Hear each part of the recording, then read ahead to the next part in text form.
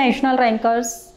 मैं हूँ आभा गुप्ता सेरीवाल और हम पढ़ रहे हैं क्लास 12th का अकाउंट, जिसमें चैप्टर 11 कंपनी के वित्तीय विवरण से संबंधित कुछ थियोरिटिकल पार्ट को हम आज पढ़ रहे हैं। इससे पहले कंपनी के वित्तीय विवरणों की विशेषताएं, उसके आवश्यक गुण, उसमें क्या क्या उसकी चीज़ें होनी चाहिए, कौन कौन सी बातें उसके अंदर होनी चाहिए, उनका महत्व, अलग अलग लोगों के लिए उसका जो अलग अलग महत्व है वो मैंने आपको इसके पहले बताया। अब हम लेकर आए हैं आपके लिए वित्तीय विवरण की विशेषताएं। वित्तीय विवरण में इसके पहले मैंने आपको बताया था कि दो चीज़ें बनाई जाती हैं। एक बनाई जाती है कंपनी की बैलेंस शीट और नंबर 2 बनाया जाता है statement of profit and loss. तो दोनों किस पर्पस से बनाए जाते हैं, उनकी क्या कैरेक्टरिस्टिक्स होती हैं, वो अब हम पढ़ेंगे। तो सबसे पहले हम पढ़ेंगे कंपनी की बैलेंस शीट, उसकी क्या कैरेक्टरिस्टिक्स है, क्या विशेषता है उसकी। चिट्ठा या तुलन पत्र या स्थिति विवरण।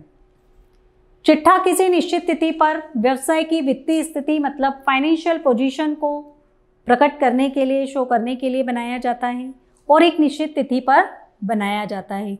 इसकी निम्नलिखित विशेषताएं हैं। नंबर 1, सबसे जो पहली विशेषता हमारी वो परिभाषा में से ही आ गई है कि एक निश्चित तिथि को बनाया जाता है। चिट्ठा एक निश्चित तिथि को बनाया जाता है और व्यापारिक वर्ष के समाप्त होने पर बनाया जाता है। खासकर वित्तीय वर्ष जो 1 अप्रैल से शुरू होता है और 31 मार्च को खत्म होता है।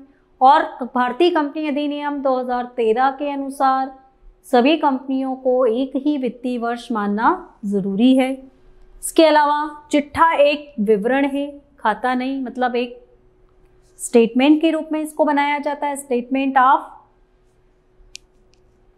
पोजीशन स्टेटमेंट, न कि उसको अकाउंट के रूप में बनाया जाता है।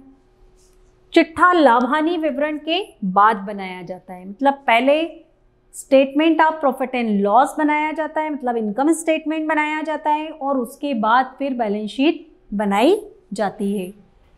चिट्ठे के दोनों पक्ष अर्थात इक्विटीज एंड लायबिलिटीज और असेट्स का टोटल बराबर होना चाहिए, अर्थात जितनी उसकी लायबिलिटीज हैं उतनी ही उसकी असेट्स भी होनी चाहिए। दोनों साइड्स का जो टोटल है वो बराबर होना चाहिए। चिट्ठा व्यवसाय की एक विशेष तिथि पर वित्तीय स्थिति को दर्शाता है। किसी एक पर्टिकुलर डेट में बिजनेस की क्या पोजीशन है, इसकी फाइनेंशियल पोजीशन क्या है, उसको शो करने के लिए बैलेंस शीट बनाई जाती है। चिट्ठे में संपत्ति और दायित्वों को वर्गीकृत करके प्रदर्शित किया जाता है। अब चिट्ठे में जो संपत्ति और दायित्व होते हैं उन्हीं को लिखा जाता है और उनको भी अलग अलग हेडिंग के अंदर डिवाइड करके लिखा जाता है। असेट्स को अलग, non current assets, fixed assets, current assets, equities and liabilities में भी share capital, reserve and surplus, ये सारी चीज़ें इसमें, शेयर होल्डर फंड, ये सब अलग अलग उसमें लिखा जाता है। Non current liabilities, current liabilities, तो सारी चीज़ें इसमें डिवाइड करके अलग अलग शीर्षकों में विभाजित करके लिखी जाती हैं।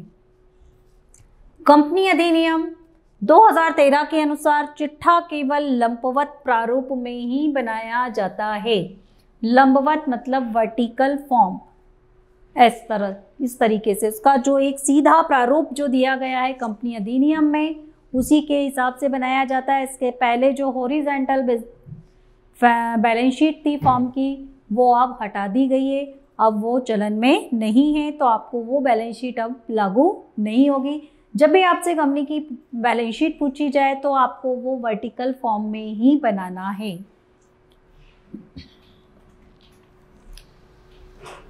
इसके पहले जो हमने विशेषता पढ़ी वो तो थी बैलेंस शीट की। अब हम विशेषता पढ़ेंगे प्रॉफिट एंड लॉस अकाउंट की, कि प्रॉफिट एंड लॉस अकाउंट की क्या विशेषताएं हैं, या आय विवरण की।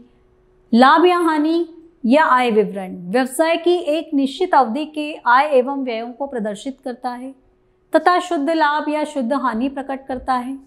लाभ हानि या आय विवरण की निम्नलिखित विशेषता है। नंबर 1, यह विवरण किसी व्यावसायिक संस्था की एक निश्चित अवधि के वित्तीय परिणाम अर्थात शुद्ध लाभ या शुद्ध हानि को प्रदर्शित करता है। प्रॉफिट एंड लॉस अकाउंट या इनकम स्टेटमेंट किस लिए बनाया जाता है? किसी भी एक निश्चित समय की, एक निश्चित अवधि की जब नेट प्रॉफिट या नेट लॉस जानना हो तो उसके लिए इनकम स्टेटमेंट बनाया जाता है। यह किसी संस्था की लाभदायकता को मापता है। लाभदायकता मतलब लाभ कमाने की क्षमता। किसी भी कंपनी की या किसी भी संस्था की लाभ कमाने की कैपेसिटी क्या है, ये इसको शो करता है। यह एक विशेष अवधि के लिए बनाया जाता है, न कि विशेष तिथि पर। ऐसा नहीं कि ये किसी एक पर्टिकुलर डेट में बनता है, ये एक अवधि के समाप्त होने पर बनता है। जैसे एक साल के बाद, और जनरली अवधि 12 महीनों की होती है। 12 महीने पूरे होने के बाद जब भी कोई बिजनेस ऑर्गेनाइजेशन ये जानना चाहता है कि एक पर्टिकुलर डेट के बाद, पर्टिकुलर समय के बाद उसको कितना प्रॉफिट या लॉस हो रहा है, तो वो अपने फाइनल अकाउंट्स बनाता है, जिसमें उसको पहले इनकम स्टेटमेंट बनाना होता है, जिससे उसकी नेट प्रॉफिट या नेट लॉस की जानकारी मिलती है। इसमें व्यवहारों को मौद्रिक रूप में व्यक्त किया जाता है।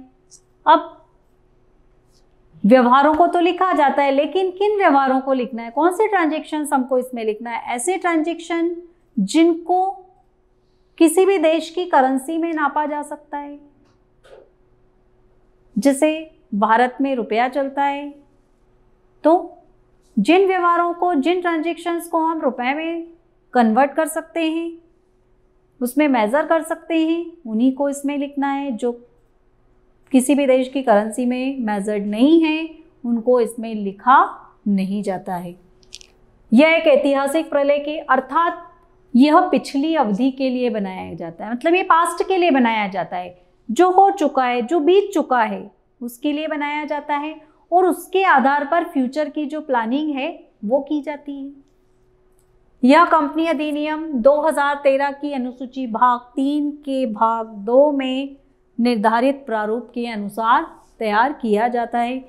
कि इसका मतलब ये है कि कंपनी अधिनियम 2013 में इसके लिए एक निर्धारित प्रारूप दिया गया है। उसी प्रारूप में, उसी फॉर्मेट में हमको इसको बनाना है। जो चीज़ें हमको उसमें पहले लिखने को दी गई हैं वो हमें पहले लिखना है, जो चीज़ें उसमें बाद में लिखी गई हैं वो चीज़ें हमें बाद में लिखना है। कॉलम भी उसी के हिसाब से बनाना है।